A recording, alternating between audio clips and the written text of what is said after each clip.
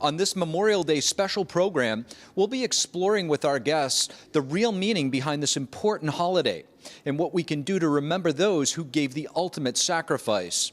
Our first guest joining us is former Space Force Lieutenant Colonel Matt Lohmeier. Lohmeier made headlines in 2021 after exposing the politicization of the military. He joins us to share his experience in the military and what Memorial Day ultimately means to him. Former Space Force Lieutenant Colonel Matthew Lohmeier, thank you so much for joining us. Yep, happy to be with you. Matthew, as somebody who served the country honorably, and thank you so much for that, what does Memorial Day mean to somebody like you? You know, it's funny that I get to think about these things now more than I ever had in the past, having separated from the service as I did in the fall of 2021. I'd never even made a distinction between Veterans Day and Memorial Day while I was in the service. I showed up to work, and that meant I had a day off on Veterans Day and Memorial Day usually. And so it's been really good for me to reflect. It is about remembering the sacrifices, the courage, the trust and confidence that we as American people place in those who choose voluntarily to serve in the uniform of their country and to potentially lay down their lives for a nation that they believe in. And it's an excellent time for Americans to put down what they're doing for a moment. And even if they don't have a service member to thank personally in their lives, maybe they ought to offer a prayer of thanks that there are good, courageous men and women who are willing to serve in uniform. We've got a tremendous number of brave, decent men and women in uniform, and this is the time for reflection on both past sacrifices and the sacrifices that people are currently making who serve in uniform. Very well said. And to your opening comments, I think when we reflect on Memorial Day, a lot of times the younger generation, it's more of just about the barbecue or the opening up that pool. But I think the only people that get a free pass to look at it that way are the veterans, are those who serve. So how important is it that we don't overlook what this day actually means? Well, I continue hearing, in fact, more and more. It hasn't diminished with time. I hear more and more from men and women in uniform. I just got a text message, in fact, from someone whose spouse is about to be deploying. And they're very concerned not only about their line of work and about the potential risks that they face in their line of work, they're concerned about currently something I speak about very often, the sexualization and politicization of the military workplace. And our troops are in a unique position right now to navigate very difficult circumstances while in the military workplace even. And so one of the best ways that you could demonstrate your thanks, your memorialization of your gratitude to those who are serving in uniform is actually be a support, whether you're a veteran or not, whether you're an American citizen who's never served in uniform before. Understand that you as a citizen can be a support to those men and women who serve in uniform. And there's ways to get involved. And even if you're not involved, thanking those service members does in fact mean a great deal to them. And to know that the American people actually still believe in them, those men and women who have put the uniform on, because there's a lot of negativity right now about the uniformed services, and rightly so. There's a lot of negative attention. But to know that despite all of the negativity, despite the bad policy decisions that sometimes get made, to know that the men and women, even if they've lost, the men and women of the country, even if they've lost some trust and confidence in some of the leaders, have a tremendous amount of respect and gratitude for those in uniform. And so if you're not sure what you can do to support your military, express that gratitude to them and let them know that they have your support.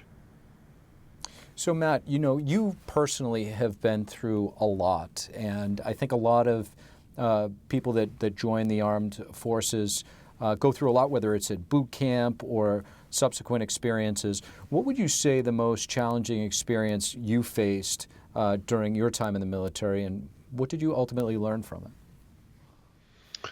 That's a great question. I'll tell you, the first thing that comes to my mind is what wasn't the most challenging, and I'm going to start with that because it's a lead-in to what was.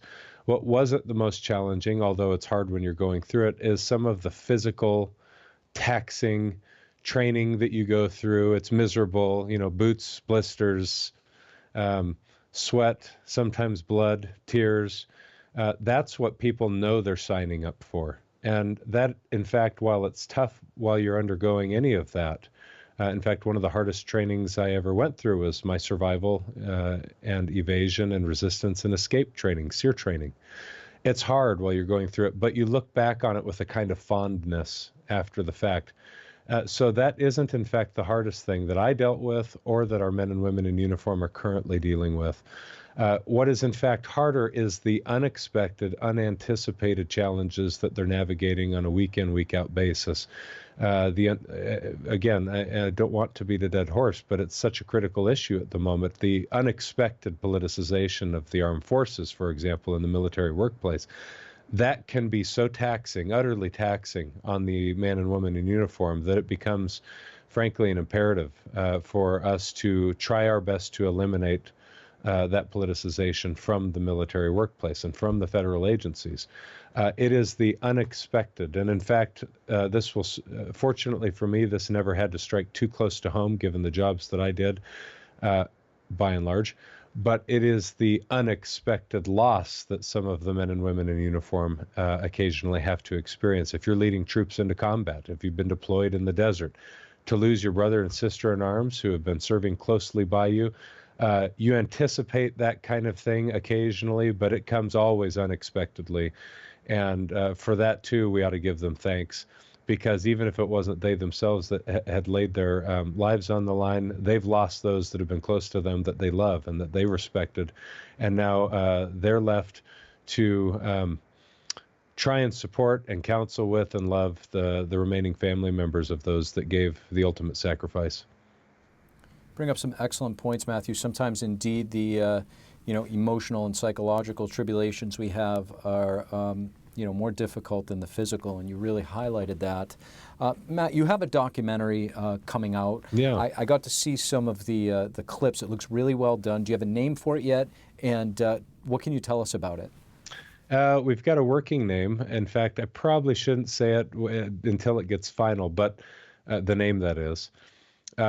We do have a full-length documentary in the works. It's really going well. It's going to be a high-impact documentary. It's about, sad to say it, me and my career, but also my book, which is, frankly, the primary focus of the documentary film. And it's intended, on the one hand, to educate all American citizens, as well as our military service members, about the threat of Marxism, about ideology generally, and about the politicization of the military workplace. And so it will bring awareness to some of the problems and some of those issues. But also, on the other hand, I hope it will be the best recruiting tool that the Defense Department's put out in the past decade. It's not coming out from the Defense Department. It's coming out from me and a team of highly qualified film producers. But, we're struggling to attract the right talent. And unfortunately, nearly 80% of the young men and women in this country aren't physically or mentally fit to serve in the military, according to our current standards. And so we've got a remaining 23% really that we're trying to appeal to, and the current recruiting videos coming out of the Defense Department aren't cutting it. And a lot of the politicized policy decisions that are getting headlines at the moment aren't cutting it, and it's actually steering people away from military service. And so I want the American who sees this in the beginning, the first quarter of 2024, right at the beginning of the presidential election season, to say, boy, we've got some problems to solve in our military on the one hand, and God bless the man and woman who's chosen to voluntarily serve in our military on the other hand. We need great men and women in uniform, and men and women in uniform who are courageous and who are principled and who will not only sign up to potentially lay their all on the line for their country, but who are willing to stand firm on their principles while they serve in uniform for their country, so that we can regain the trust and confidence of the American citizen in our military. Well said. Former Lieutenant Colonel in the United States Space Force, Matthew Lohmeier, thank you so much, and we will definitely stay tuned for the documentary that will document your experience. Very important stuff. Thank you. Thank you for watching the Capitol Report. If you want to see our full broadcast, check us out at epochtv.com.